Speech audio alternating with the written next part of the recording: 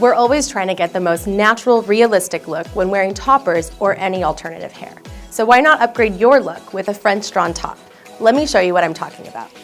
Here we have our original EASIPART. And here we have an EASIPART with a French drawn top. Can you see the difference in the parting? Here you can see the parting looks more realistic, almost like the hair is growing straight from the scalp. French drawn tops are different from traditional tops because of the superior knotting technique that hides the knot under a layer of glass silk.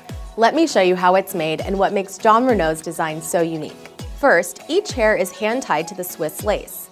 Next, a layer of glass silk is applied on top, where both the finished length and the return hairs are drawn through, completely disguising the knots.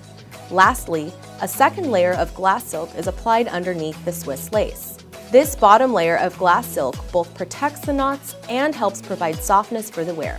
This is what makes Jon Renau's French knotting technique an exclusive, superior option for those wanting the most natural and realistic appearance.